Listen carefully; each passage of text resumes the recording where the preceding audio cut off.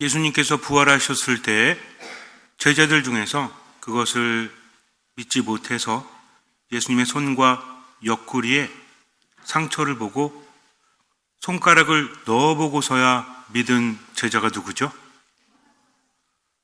토마 사도. 손가락을 넣어본 제자는 없습니다. 없어요.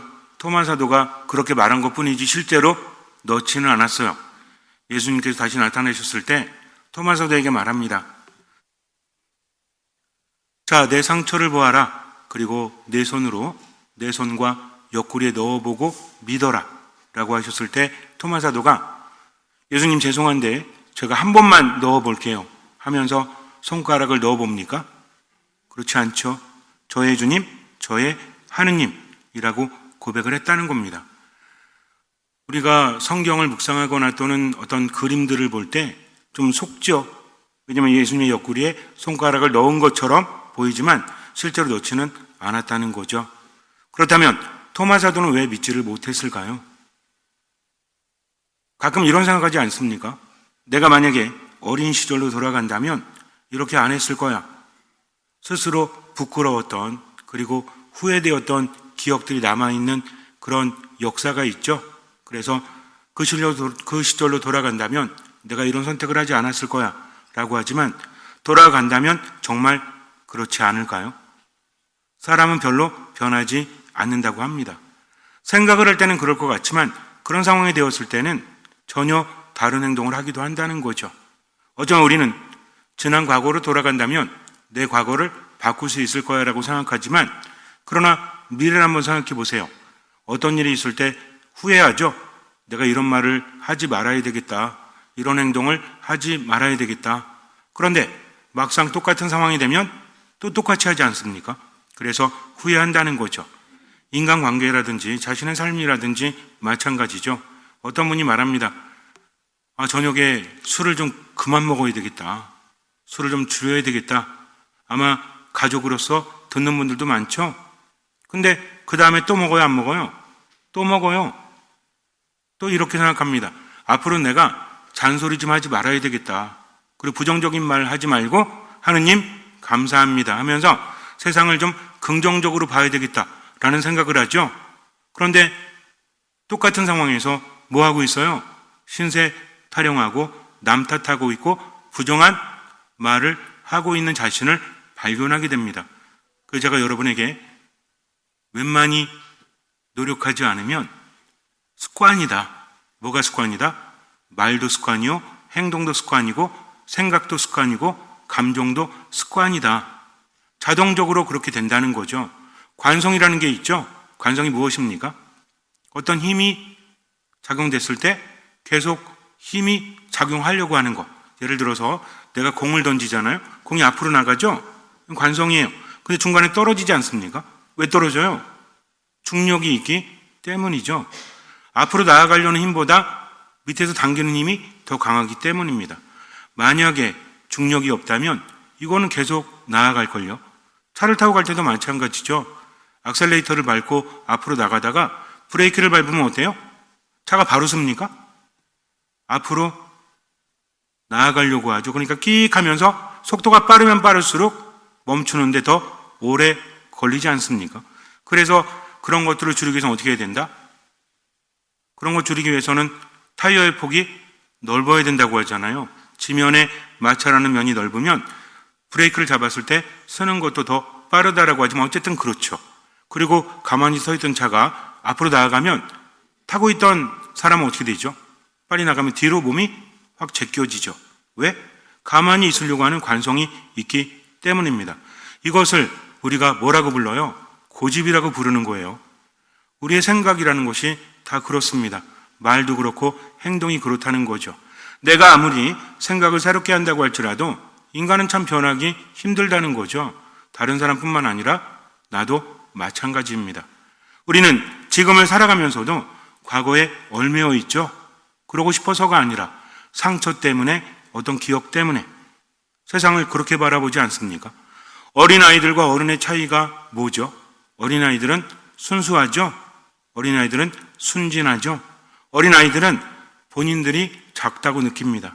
그렇기 때문에 부모님이나 어른들에게 의존하죠. 그래서 말을 듣는 거예요. 근데 어른이 될수록 어때요? 내가 작은 존재임에도 불구하고 그렇지 않다는 착각을 합니다. 그러면서 많은 것들을 안다라고 하지만 정작 과거에 묶여있는 것은 어른이라는 거죠. 안 좋은 기억들. 근데 이런 것들이 머리에만 남아있는 게 아닙니다. 몸에도 남아있어요. 깜짝깜짝 놀랄 때가 있죠. 제가 예전에 말씀드렸지만 제가 지네한테 한번 제대로 물린 적이 있어가지고 벌써 그게 언제냐면 2000년도에 그 부제품 앞두고 피정하다가 한번 제대로 물린 적이 있어가지고 병원에 갔거든요. 근데 병원에 있는 의사가 보건소에서 보건소, 그 천호성지 근처에 있는 보건소였는데 제가 천호성지에 있는 예수의 피정의 집에서 한 달 동안 피정을 했거든요. 그러다가 물린 거야. 신부님이랑 함께 갔거든요. 근데 신부님께서 60km 이상을 달리지 않더라고요. 차가 아무것도 없는데. 제가 신부님께 신부님 좀 달리시죠 그랬더니 여기 규정 속도가 60km라고. 그래서 기억이 더 많이 남아요. 보건소에 갔더니 의사가 말합니다. 혹시 독을 타면 안 좋을 수도 있고 그리고 괜찮을 수도 있고 둘 중에 하나래요. 제가 물어봤죠. 죽을 수도 있습니까? 그랬더니 그분이 그럴 확률도 배제할 수는 없습니다. 그래요. 그러면은 물린 입장에서는 어때요? 죽을지도 모르겠구나 라는 생각이 드는 거죠. 그래서 가자마자 고해성사 보고 그리고 잠들었어요. 그리고 깨봤더니 발 한쪽이 침대 밑에 내려가 있더라고요. 평상시에는 이리저리 움직이는데 그날은 발이 밑으로 가 있는 거지. 왜? 심장보다 높게 하지 말라는 말을 들어가지고. 인간은 이렇습니다. 아무리 평상시에 이리저리 움직이면서 잠을 잔다고 할지라도 충격적인 말을 듣게 되고 내가 위험하다고 느끼면 나도 모르게 그렇게 된다는 거죠. 과거에 어떤 일이 있을 때 내게 큰 상처가 되거나 충격이 된다면 지금 이 순간에도 숨겨져 있을 뿐이지 나를 계속 괴롭힌다는 겁니다. 그래서 마음먹은 대로 세상을 살아가지 못하는 거죠. 그렇지 않습니까? 대표적인 게 뭐가 있죠? 우울이 있죠. 우울이 뭐예요? 우울이 그냥 우울하니까 맛있는 거나 먹어야지. 이거 우울 아닙니다. 우울은 뭐죠?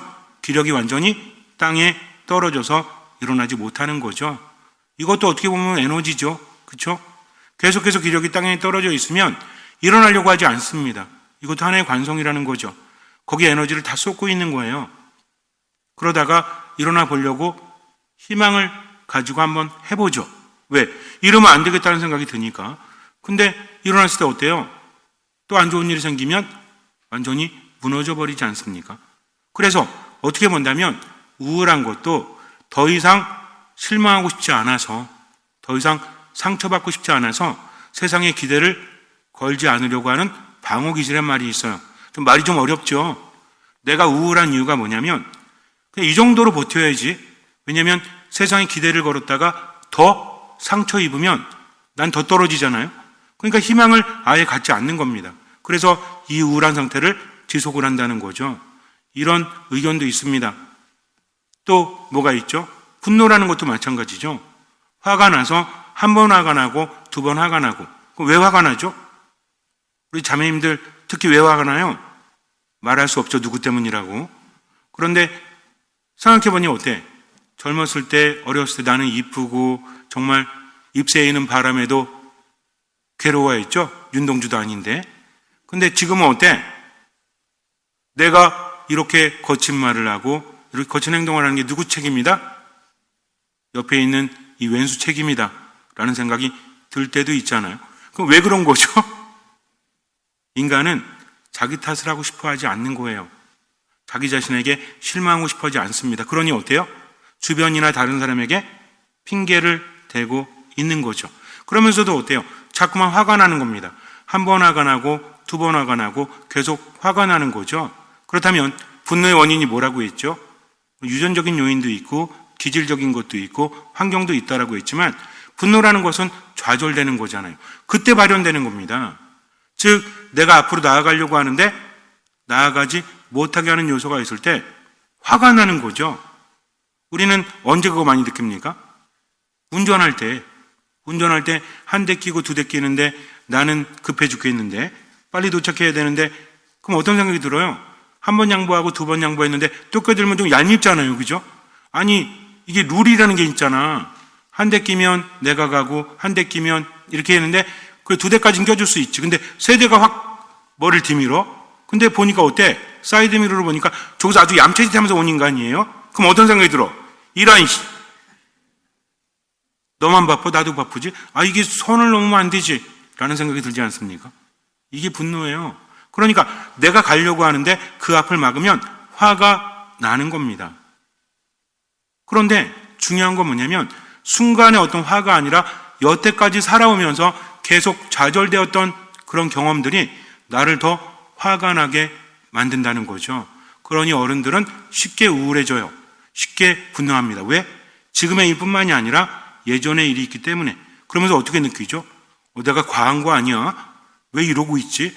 이렇게까지 기력이 떨어질 게 아닌데? 이렇게까지 우울한 게 아닌데? 이렇게까지 화가 날 게 아닌데 왜 화를 내고 있지? 본인도 이해하지 못합니다. 그럴 때 어떻게 하죠? 이러면 안 되겠다. 정신 차리고 똑바로 살아야지. 근데 살다 보니 어때? 똑같은 상황에서 똑같은 행동을 하는 나를 발견하게 되죠. 우리는 그런 사람을 보면서 어떻습니까? 왜 저런 거야? 라고 말합니다. 내가 아니니까. 그런데 내가 그러고 있는 걸 발견하면 어때요? 정말 삶이 힘들어질 수밖에 없죠. 그래요. 특히 눈에 보이지 않는 마음이라는 것은, 감정이라는 것은 내 의지하고 상관없이 흐르게 되어 있다는 겁니다. 이거를 만만하게 보면 안 돼요. 왜냐하면 내가 의식하는 것이 있는가 하면 의식하지 못하는 것도 분명히 있기 때문입니다. 상처를 다 기억하지 못해요. 아까 제가 말씀드렸지만 진에 물려가지고 병원에 갔더니 의사가 죽을지도 모른다라는 것이 제 마음에 남아서 어떻게 했어요? 잠을 자면서도 움직이지 않죠? 지금도 어떤지 아세요? 뭐가 제 발을, 그때 엄지발가락 물렸거든요? 근데 왜 물렸냐면 신발 안에 들어가 있었던 거야, 얘가. 그 습할 때. 그래가지고 신발을 신는데 뭐가 엄지발가락을 뚫고 들어오더라고요. 그래갖고 딱 빼봤거든요. 처음에 아팠을 때는 그냥 아프구나 그랬는데 지네가 이만한 게 눈에 보이니까 어때요? 더 아프지. 공포스럽잖아요. 얼마나 깜짝 놀랐는지 몰라. 이런 겁니다. 그게 지금도 남아가지고 벌써 2000년이면은 몇 년 전이에요? 25년 전이죠. 근데 지금도 자다가 뭐가 엄지발가락이 딱 닿잖아요. 그럼 어떤 생각이 들어? 지네인가? 자동적 사고로 튀어나옵니다. 그러다가 아니겠지라고 생각하는데 때로는요, 지금은 그렇지 않지만 한 10년 안쪽에서는 어땠냐면 발에 쥐가 났어. 엄지발가락에 뭐가만 닿아도 쥐가 나는 겁니다. 이게 뭘까봐? 지네일까봐. 말은 안 돼요. 근데 우리 몸이라는 게 말은 안 되지만 그렇게 반응한다는 거죠. 과민 반응, 오작동이라고 합니다. 인간의 감정이 그래요. 한 번 상처 입으면 또 상처 입을까봐 그렇게 한다는 거죠. 그래서 사랑하는 사람이 떠날 때 붙잡아야 되지만 붙잡지 않고 뭐라고 합니까? 그래, 가라. 잘 먹고 잘 살아라. 내가 못 살 것 같지? 보란 듯이 잘 살 거야. 하면서 떠나고 나니까 그때 눈물을 흘리면서 어때요? 잡을 걸 그랬나? 그러니까 그 주옥 같은 가사들이 많이 나오지 않습니까? 여러분들 그렇잖아요. 노래방 가가지고 술 드시면 부르는 노래 있잖아. 옛날 추억하면서. 왜 없는 척하고 그러세요? 그런 것들. 그러니까 인간의 마음이라는 게 그렇다니까요. 근데 이것은 단순히 연인뿐만 아니라 세상을 살아가면서 부모 자식 관계도 마찬가지예요. 잘하고 싶은데, 그런데 과거에 받았던 상처들, 어쩌면 내가 상처라고 기억하는 잘못된 기억들 때문에 내가 부모님께 때로는 마음에 있지 않은 소리를 하고 자식들에게 그런 소리를 하는지도 몰라요. 세상을 살아가면서도 처음 만나는 사람들 또는 함께하는 사람들에게 괜히 그러지 않아도 되는데 강한 척할 때도 있고요. 또 피해 입은 것처럼 그렇게 소극적으로 살기도 한다는 거죠. 인간의 마음이라는 것은 한번 무너지면 일어나기가 어려운 겁니다. 그러니 나이가 들어갈수록 삶이 더 힘들 수밖에 없죠. 스스로 희망을 갖지 않으니까. 그래서 마음먹은 대로 세상을 살아가라는 말을 지금은 거의 하지 않을 뿐만 아니라 그런 마음이 쉬울까요? 쉽지 않습니다. 그래서 많은 사람들이 힘들어한다는 거죠. 내 마음이 변하는 게 진짜 큰 기적이거든요. 이게 정말 쉽겠습니까? 그렇지 않아요. 예수님 부활하셨습니다. 제자들은 예수님을 뵙고 깜짝 놀라죠. 그들은 두려움에 휩싸여 있죠. 그래서 예수님을 유령인 줄 알아요. 그럴 때 예수님께서 봐라, 나는 유령이 아니다. 아주 친절하게 당신을 드러내십니다. 예수님은 우리를 우리 자신보다 더 잘 아시고 사랑하시기 때문에 지금 제자들은 어디에 휩싸여 있죠? 두려움에 휩싸여 있어요. 불안감에 휩싸여 있어요. 왜? 예수님께서 돌아가신 것에 대한 상실감이 너무나 크고요. 이제 누굴 믿고 살아가는가? 희망이 없잖아요. 게다가 어떻습니까? 게다가 유다인들이 자기들마저 잡아 죽이려고 하잖아요. 그래서 제자들은 두려울 수밖에 없는 거예요. 그 상황에서 예수님을 유령으로 오인할 수밖에 없어요. 근데 예수님께서는 봐라, 유령은 살과 뼈가 없지만 나는 살과 뼈가 있다 라고 보여주시죠. 심지어는 어떻게까지 하세요? 먹을 게 좀 없느냐? 그러면서 먹을 거 좀 드시죠. 왜 드셨어요? 배고파서? 아니죠. 유령은 안 먹잖아요. 예수님은 드심으로 인해서 제자들을 안심시켜준 겁니다. 근데 문제는 그게 아니야. 제자들 앞에 나타나실 때 뜨문뜨문 나타나셨잖아요. 모두에게 나타나지 않으시고 왜 그러셨을까? 예수님이 동시에 여러 군데서 나타나시면 안 돼요? 그럴 능력이 없으신가? 이런 거 있잖아요. 12 사도뿐만 아니라 예수님 믿는 모든 사람들이 한 번에 예수님을 체험하는 거야. 그럼 가능할까요? 가능하지 않을까요? 예수님께 가능하겠죠. 왜 근데 그렇게 하지 않습니까? 그건 우리 생각이지 하느님의 방식이 아니라는 거죠. 주님의 말씀이나 주님의 명령은 그때는 몰라요. 하지만 지나보면 깨닫게 됩니다. 개인적인 체험들, 또 공동체의 체험, 이런 모든 것들이 어우러져서 나의 체험이 될 수 있다는 거죠. 토마 사도가 예수님을 의심했다? 그렇지 않습니다. 토마 사도의 이야기를 통해서 내 나약함을 우리가 알 수 있을 뿐만 아니라 안심할 수도 있다는 거죠. 왜? 토마 사도도 이랬는데, 여기서 중요한 거는 토마 사도가 의심했다가 아니라 의심하는 토마 사도에게 예수님께서 어떻게 하시는가? 예수님 뭐라고 하세요? 제자들에게 나타나셨을 때 제자들이 보고 토마 사도에게 말하죠. 우린 주님을 배웠어. 근데 토마 사도는 못 봤거든요. 그래서 뭐라고 합니까? 그분의 상처를 내 눈으로 보고 내 손가락을 넣어보지 않고는 믿지 못하겠소 라고 말하잖아요. 그 다음에 나타나셨는데 토마 사도도 그 자리에 있습니다. 예수님 뭐라고 하시면 돼요? 야, 진짜 더럽게 안 믿네. 내가 평상시에 토마 이리 나와봐. 앞에 서봐. 내가 나병 환자 깨끗이 하는 거 봤어 못 봤어? 봤는데요. 그때 내가 어떻게 했어? 말씀으로 치유하셨는데요. 그러면은 내가 소경 눈뜨기 하는 거 봤어 못 봤어?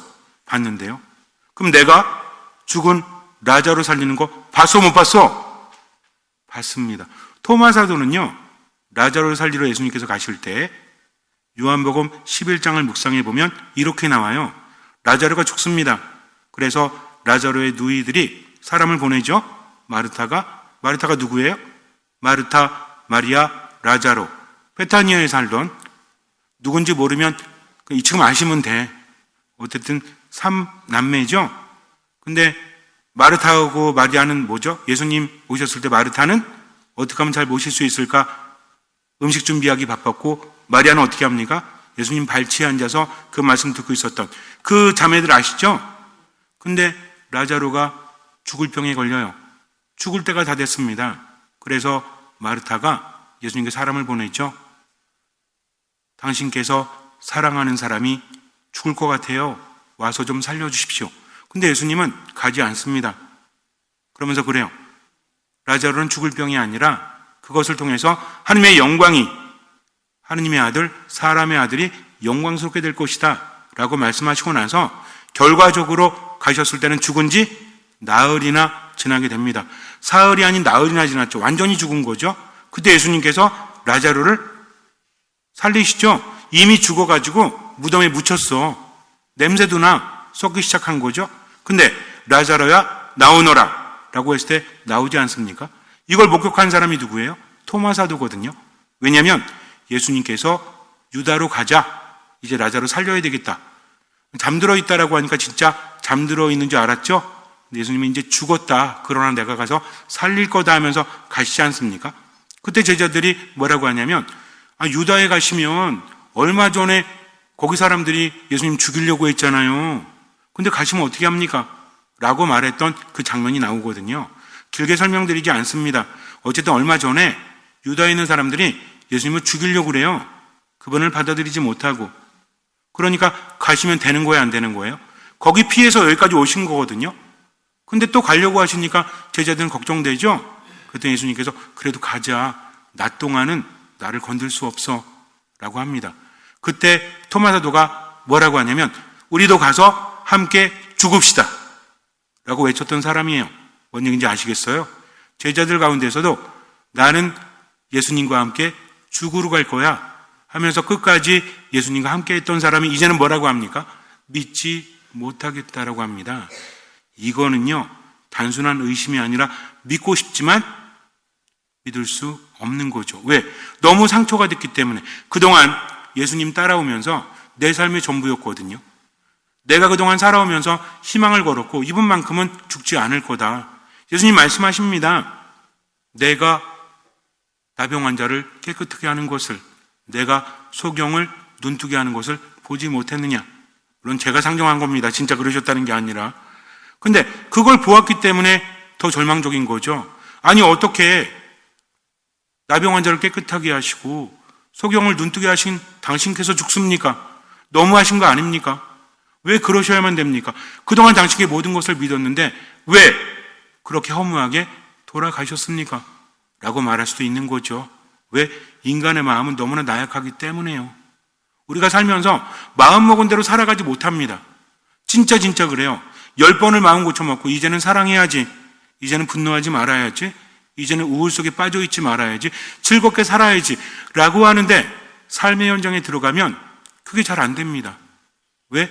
지나간 모든 삶이 나를 계속 지배하고 있기 때문이죠. 이게 우울증이에요. 우울증이 그냥 걸리는 게 아닙니다. 한 번의 사건으로 걸리는 게 아니라 실망하고 뭐가 없으니까, 희망이 없으니까 그냥 웅크리고 있는 거죠. 약은 육체적인 약이에요. 근본적인 해결은 되지 않습니다. 뭐가 해결돼야 돼요? 마음이 살아나야 한다는 거죠. 그것을 하시는 분이 누구십니까? 예수님이시라는 거죠. 토마 사도는 예수님을 봅니다. 자, 너의 손가락을 넣어보아라. 토마 사도는 넣어보지 않죠. 이미 알고 있기 때문입니다. 엄청난 말을 하죠. 저의 주님, 저의 하느님. 이런 고백을 누가 했습니까? 정말 대단하지 않습니까? 너무나 보고 싶었습니다. 주님 정말 죄송합니다. 근데 이제는 알 것 같아요. 아니 이제는 압니다. 저의 주님, 저의 하느님. 그렇게 이끌어주신 분이 누구시죠? 예수님이시죠. 그분은 하느님이시기 때문에 신앙도 이와 같습니다. 하느님 만나지 않으면 아무런 의미가 없다는 거죠. 미사 나오면서 말씀 묵상하면서 기도하면서 저의 주님, 저의 하느님 이렇게 고백하지 않으면 아무 의미 없어요. 그러면 하느님은 나에게 어떤 분이시죠? 우리들의 신앙은 무엇입니까? 주일 됐으니까 그냥 성당에 왔다가 집에 갔다가 성당에 왔다가 무슨 의미가 있어요? 하느님 바라보지 않는데, 어떤 마음이 없는데? 듣는 마음이 없는데. 다시 한번 생각해 보세요. 아무리 성당에 나가 느낌이 없다? 그거는 내가 듣지 않기 때문입니다. 그분을 만나지 않기 때문이죠. 우린 고백해야 돼요. 저의 주님, 저의 하느님. 어쨌든 중요한 건 토마 사도는 그래도 떠나지 않았죠. 제자들이 그렇게 말하고 나서 그래도 함께 했잖아요. 그러다가 누굴 만났어요? 예수님을 만나게 되었다는 거죠. 우리도 마찬가지입니다. 느낌이 없어요. 그래도 미사 안에 머무십시오. 그럴 때 그분을 만날 수 있다는 거죠. 그리고 그분을 만나면 모든 것들이 치유됩니다. 지금의 나뿐만 아니라 지나오면서 내가 의식하지 못했던 내 과거의 상처들도 다 치유된다는 거죠. 왜? 그분은 우리를 치유하시고 생기를 불어넣어 주시는 분이기 때문입니다. 그래서 믿음이란 뭐다? 그분과 함께하는 거다. 얼마만큼? 할 수 있는 만큼. 얼마만큼? 보이는 만큼. 마음이 우울하다면 우울한 만큼만 최선을 다하시면 돼요. 마음에 분노가 있다면 그만큼만 최선을 다하면 돼요. 왜? 그분은 나보다 더 잘 아시고 나를 나보다 더 사랑하시니까. 나머지는 맡기면 되죠. 잠시 눈을 감으세요. 요한이 전한 거룩한 복음입니다. 그날 곧 주간 첫날 저녁이 되자 제자들은 유다인들이 두려워 문을 모두 잠가놓고 있었다. 그런데 예수님께서 오시어 가운데에 서시며 평화가 너희와 함께 하고 그들에게 말씀하셨다. 이렇게 말씀하시고 나서 당신의 두 손과 옆구리를 그들에게 보여주셨다. 제자들은 주님을 뵙고 기뻐하였다. 예수님께서 다시 그들에게 이르셨다. 평화가 너희와 함께, 아버지께서 나를 보내신 것처럼 나도 너희를 보낸다. 이렇게 이르시고 나서 그들에게 숨을 불어넣으며 말씀하셨다. 성령을 받아라. 너희가 누구의 죄든지 용서해주면 그가 용서를 받을 것이고 그대로 두면 그대로 남아있을 것이다. 12제자 가운데 하나로서 쌍둥이라고 불리는 토마스는 예수님께서 오셨을 때 그들과 함께 있지 않았다. 그래서 다른 제자들이 그에게 우리는 주님을 배웠소 하고 말하였다.